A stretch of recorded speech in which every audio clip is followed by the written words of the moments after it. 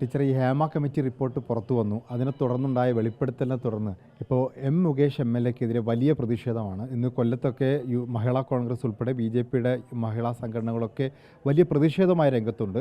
പക്ഷേ CPM-ൻ്റെ മഹിളാ അസോസിയേഷനൊന്നും അതിൽ ഒരു വലിയ പ്രതികരണം നടത്തി കാണുന്നില്ല എന്നുള്ളത്.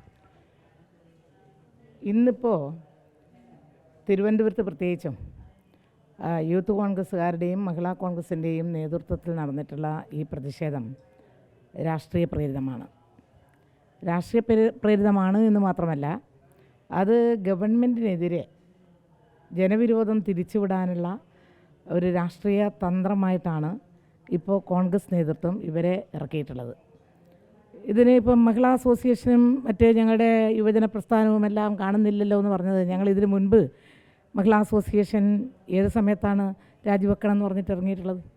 ഞങ്ങൾ ആദ്യം ഇറങ്ങിയിട്ടുള്ളത് എപ്പോഴായിരുന്നു എന്നറിയോ?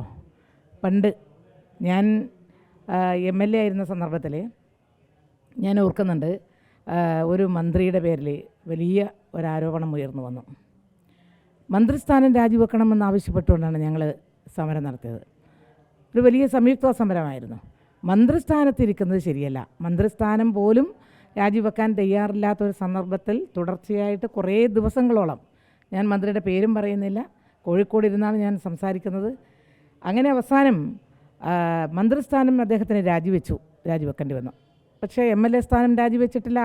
ആ അദ്ദേഹം കൂടി ഇരുന്ന ഭരണപക്ഷത്തിരുന്ന ഒരു ഗവൺമെൻറ്റിലാണ് 5 വർഷം ഞാൻ MLA ആയിരുന്നു. ഞാനത് ഓർക്കുകയാണ്. തുടർന്നും അദ്ദേഹം MLA ആയിട്ട് നിന്നു.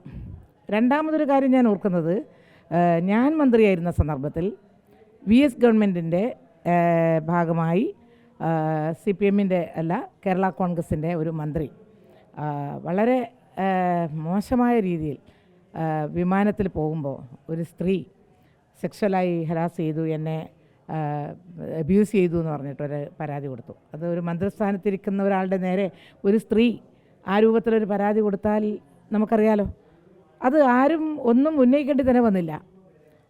VS ഗവൺമെൻറ് ഈ കാര്യത്തെ സംബന്ധിച്ച് പരാതി കിട്ടിയപ്പോൾ മന്ത്രിസ്ഥാനത്ത് നിന്ന് ഒഴിവാകുന്നതാണ് നല്ലത്.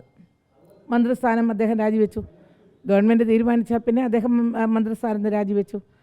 MLA സ്ഥാനത്ത് തുടർന്നു. ആരും ഒന്നും ചെയ്തിട്ടില്ല. MLA സ്ഥാനം രാജിവെക്കണമെന്ന് ആവശ്യപ്പെട്ടുകൊണ്ട് കേസുണ്ട്. കേസ് അതിൻ്റെ വഴിക്ക് പോകുന്നു.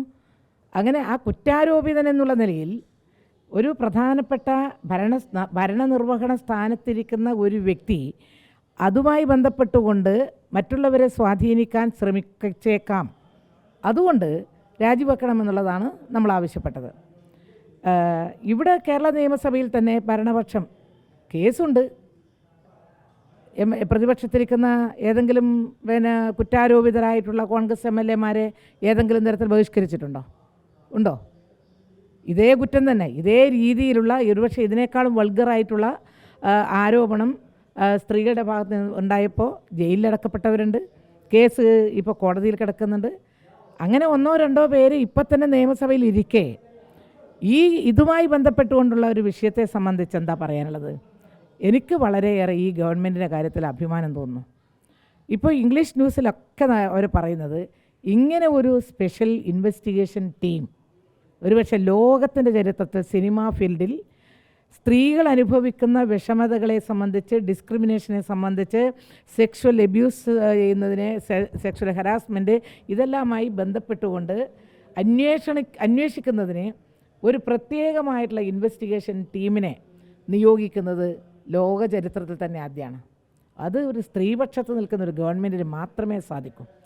ഈ ടീം എന്ന് പറയുന്നത് ഒരു പ്രത്യേകമായ, നമുക്കൊക്കെ വളരെയേറെ അഭിമാനം തോന്നുന്ന ഒരു ടീമാണ്.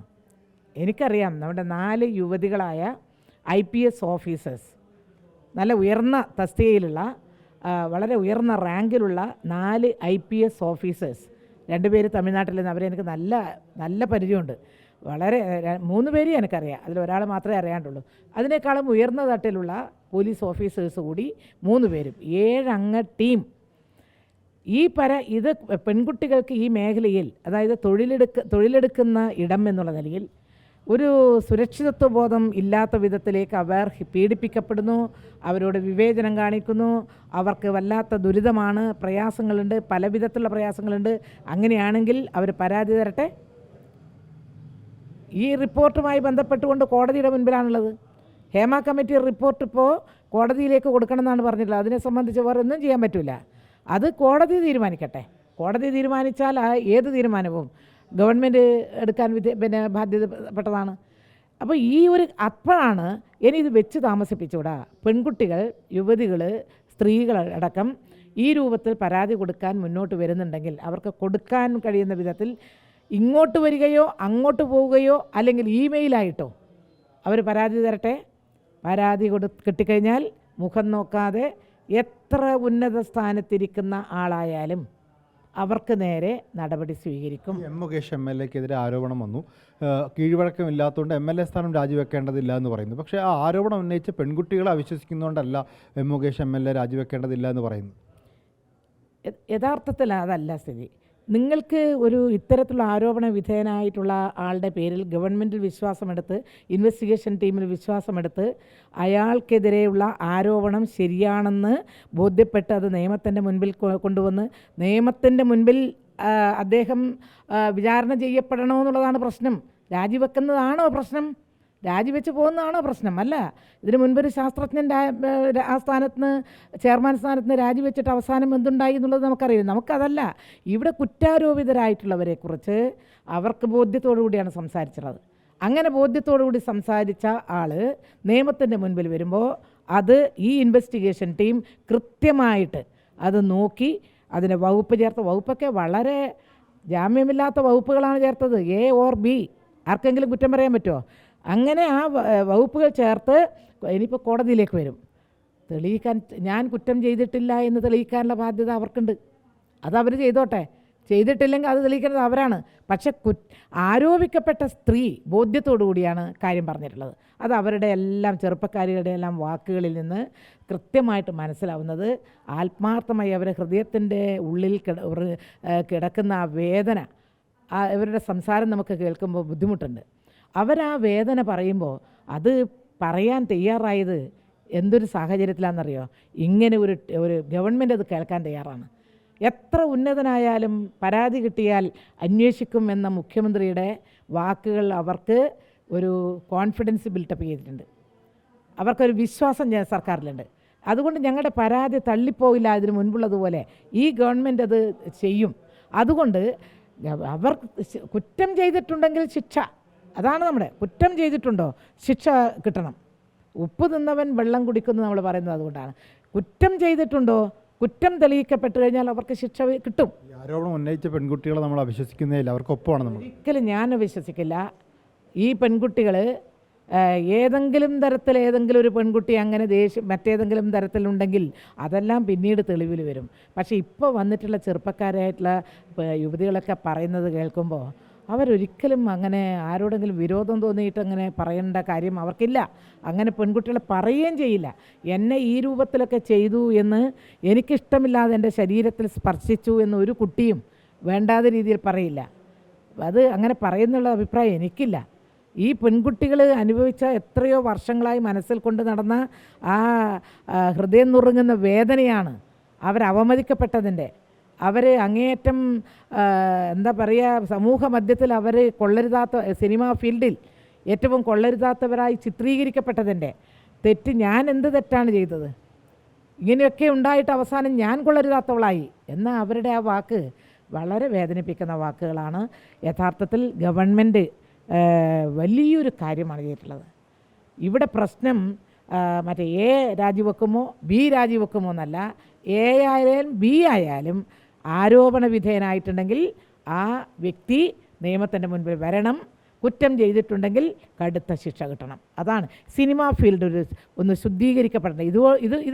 ഇതൊരു മാഗ്ന കാർട്ടയാണ്.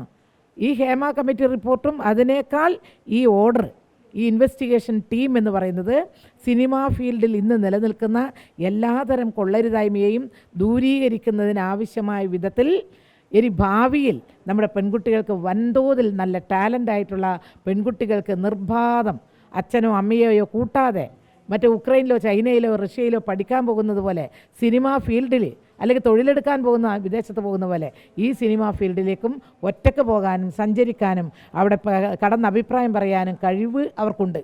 ആ കഴിവ് ഉപയോഗിക്കുമ്പോൾ അവിടെയുള്ള മറ്റേ പുരുഷ മേധാവിത്വപരമായ അംശമുണ്ടല്ലോ, അതാണ് അവിടെ പ്രശ്നം. പുരുഷ മേധാവിത്വത്തിൻ്റേതായ വലിയ നാടുവാഴിത്തത്തിൻ്റെ കാലഘട്ടത്തിലെ പുരുഷ മേധാവിത്വമാണ് അവിടെ നടക്കുന്നത്. അതാണ് പെൺകുട്ടികൾ ഈ ആരോപണമൊക്കെ ഉണ്ടായി ഇങ്ങനെ അന്വേഷണം നടക്കുമ്പോൾ അമ്മ എന്ന് പറയുന്ന AMM എന്ന് പറയുന്ന സംഘടന ഒന്നാകെ രാജിവെച്ച് ഒളിച്ചോടുക ചെയ്യുന്നു. അവർ ഈ ഒരു കേസിനോട് സഹകരിച്ച് പ്രതികരിച്ച് നിൽക്കുകയല്ല. യഥാർത്ഥത്തിൽ നമ്മളെല്ലാം പ്രതീക്ഷിച്ചത് ഇതിൻ്റെ ടോപ്പ് ലെവലുള്ള ആളുകൾ ഇതിനെ സംബന്ധിച്ച് പ്രതികരിക്കും. തെറ്റ് ചെയ്തിട്ടുണ്ടെങ്കിൽ മാത്രമാണ്, തെറ്റ് ചെയ്താലാണല്ലോ പ്രശ്നം. തെറ്റ് ചെയ്തിട്ടില്ല എന്നാണെങ്കിൽ പിന്നീട് ഒരുപക്ഷെ കുറേ ആളുകൾ അങ്ങനെയാണെങ്കിൽ ഞങ്ങൾ രാജിവെച്ചേക്കാം, അത് അവരുടെ അഭിപ്രായമാണ്. ഇപ്പം ഞങ്ങളതിൽ അവർ രാജിവെക്കണോ വെക്കണ്ടയോ അത് പറയാൻ നമ്മളാരുമല്ല. പക്ഷേ അവരെന്തെങ്കിലും പ്രതികരിക്കുന്നല്ലോ നമ്മളെല്ലാം പ്രതീക്ഷിച്ചു, പക്ഷേ പ്രതികരിച്ചില്ല. ഇനി അതല്ലല്ലോ ഇവിടെ വിഷയം. അവർ പ്രതികരിച്ചോ അവർ രാജിവെച്ചോ എന്നുള്ളതല്ല, രാജിവെക്കട്ടെ. പക്ഷേ AMMയെ സംബന്ധിച്ച് എനിക്കുള്ള അഭിപ്രായം പണ്ടേ ഞാൻ പറഞ്ഞിട്ടുണ്ട്.